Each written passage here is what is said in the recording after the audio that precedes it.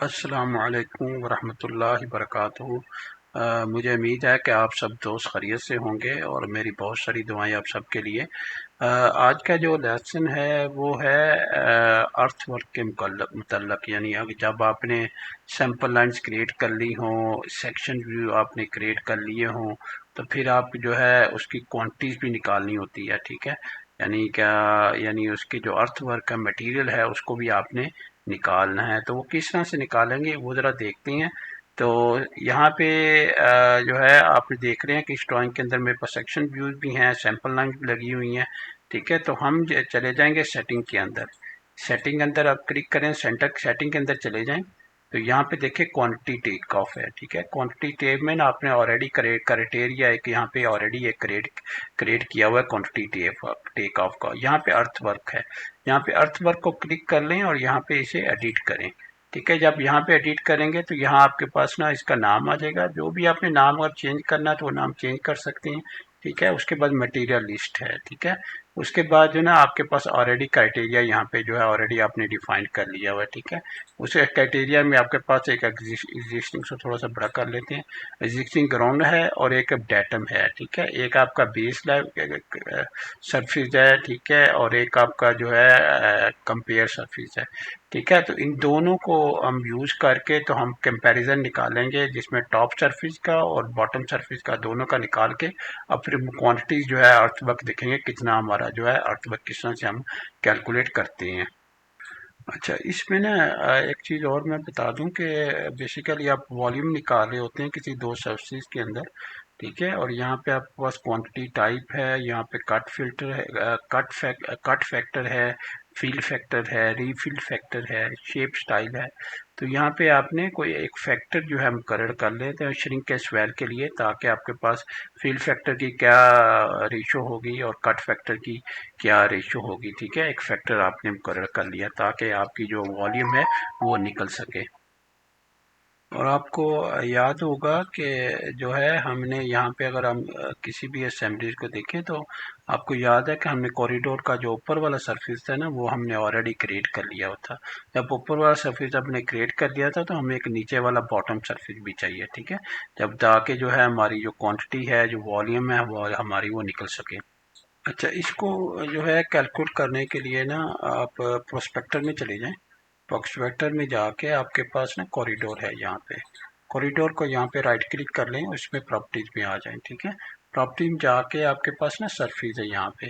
अब सरफेस में आप देखेंगे कि ऑलरेडी जो है आपका जो फिनिश ग्रेड था ऑलरेडी डिफाइंड है। देखिए एफ जी ऑलरेडी आपके पास यहाँ पे जो है इसमें मौजूद है और इसका जो टॉप है वो ऑलरेडी क्रिएट कर लिया गया है। ठीक है, अभी हमें ना एक और सरफेस क्रिएट करना है जो बेसिकली जो कॉरिडोर के ना नीचे वाला सरफेस होगा, डेटम सरफेस होगा। ठीक है, तो उसके लिए हम क्या कर सकते हैं, यहाँ से लिंक हमने सेलेक्ट कर लिया और यहाँ पे जाके हमने डेटम सेलेक्ट कर लिया। डेटम सेलेक्ट करके हमने जो है इसको ऐड कर देना। ठीक है, जैसे इसको ऐड करेंगे, ठीक है, तो यहाँ पे आपके पास जो है इसको पहले ना क्रिएट कर लें, जो है इसको पहले क्रिएट करें, ऐड करने से पहले क्रिएट करके इसका नाम रख लें। ठीक है, इसका नाम रख लें। ठीक है, नाम रख के स्टाइल, क्योंकि स्टाइल हमें ज़्यादा वॉल्यूम मैंने कैलकुलेट करनी है तो नो डिस्प्ले पे भी अगर रखेंगे तो तब भी कोई फर्क नहीं पड़ता। अब जो है आप ऐड करें। ठीक है, अब ऐड करेंगे तो आपके पास डेटम सरफेस भी आ जाएगा। अच्छा, इसके बाद ना आपने ब्रेक लाइन को भी ऐड कर लेना। ठीक है, ब्रेक लाइन को भी ऐड कर लेना। ठीक है, और टॉप को भी आपने जो इसमें से ऐड कर लेना। ठीक है, और उसके बाद ना आपने इसकी ना बाउंड्री भी आपने जो है, और इसके अंदर जाके आपने बॉटम लिंक्स दे देना। इसका पर आप टॉप लिंक दे दें, इसके अंदर बॉटम लिंक दे दें। ठीक है, इस तरह से आपने जो है ये डिफाइन कर लेने सारे पैरामीटर्स। उसके बाद ना आपके पास बाउंड्री है। ठीक है, बाउंड्री में जो है आपके पास ये देखें एक वो वाला आ रहा था। ठीक है, और एक डेटम आ रहा है। ठीक है, यहाँ पे जाके क्रिएट बाउंड्री। ठीक है, आप बाउंड्री क्लिक कर लेंगे तो जो सरफेस है क्रिएट होगा नीचे, वो बिल्कुल ख्याल रखेगा कि बाउंड्री कौन कौन सी है। ठीक है, और इसको रीबिल्ड कर लें। रीबिल्ड करके तो इसके बाद आपको ना सरफेस आ जाएगा बॉर्डर। अच्छा, ये जो हमने सरफेस क्रिएट किया था ना, ओके करते हैं। ठीक है, अप्लाई करते हैं। अच्छा, इसके बाद ज़ाहिर है आपने दोनों जब सरफेस ये क्रिएट कर ली और बाउंड्रीज भी क्रिएट कर लिया तो फिर ज़ाहिर है जो सैंपल लाइंस आपने ग्रुप बनाए थे उसके अंदर ये ऐड नहीं किया गया। ठीक है, इनको अपने सैंपल लाइंस के अंदर भी जो है जाके ऐड करना है। ठीक है, तो वो यहाँ पे आप अगर चले जाए प्रोस्पेक्टर में, प्रोस्पेक्टर को आप सेलेक्ट कर लें और उसके बाद जो है आप अलाइनमेंट में चले जाएं और अलाइनमेंट में सेंटर लाइन अलाइनमेंट RD1, ठीक है। और यहाँ पे देखें आपके पास सैंपल लाइन्स आ रही हैं, तो इन सैंपल लाइन सेक्शन में जाके आपने उसको ऐड करवाना है। अच्छा, अब आप ना सेक्शन के अंदर आ जाए, ठीक है। बल्कि ये सेक्शन है और यहाँ पे आपको सेक्शन आ रहे हैं। सेक्शन आप क्लिक करेंगे, मैं थोड़ा सा इसे बड़ा करता हूँ, ठीक है। सेक्शन में क्लिक करेंगे तो यहाँ पे देखेंगे आपके पास डेटम सरफेस कहीं भी नज़र नहीं आ रहा, ठीक है। तो आपको जो है यहाँ पे राइट क्लिक करें और सैंपल मोर सोर्सेज में चले जाएं और यहाँ पे जाके इस सरफेस को इसमें ऐड करवा दें, ठीक है। जब इस सरफेस में आपको ऐड करा देंगे तो फिर सैंपल सरफेस आपका जो है वो भी उसके जो डेटम सरफेस था वो भी आपका जो है उसके अंदर आ जाएगा, ठीक है।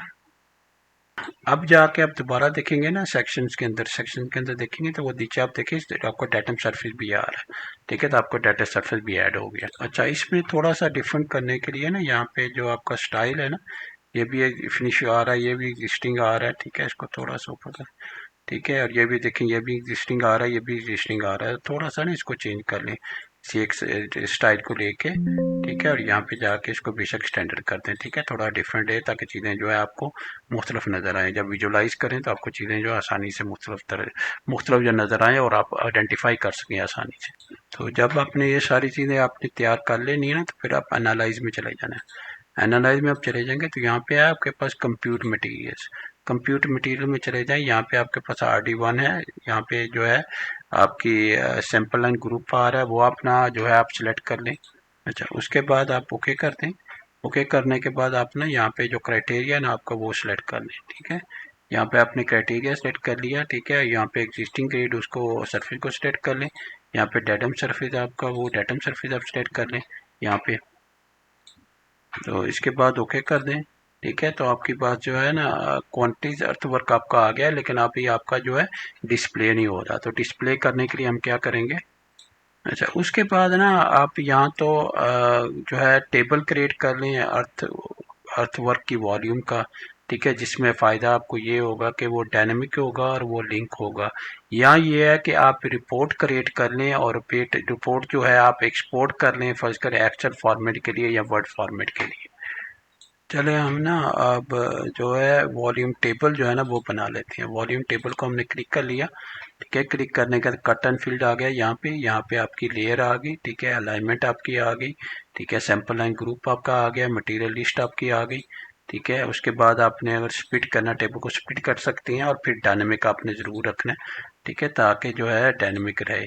और इस तरह से आपने जो है अपनी सारी ना अर्थ वर्क को कैलकुलेट कर लेना और सारी आपकी जो कैलकुलेशन है वो आपके पास टेबल के अंदर आ जाएगी, जो डायनेमिक भी होगी। और जो है अगर फ़र्ज़ करें कोई चीज़ आपकी चेंज हो जाए तो ऑटोमेटिकली टेबल के अंदर भी चेंज हो जाएगी।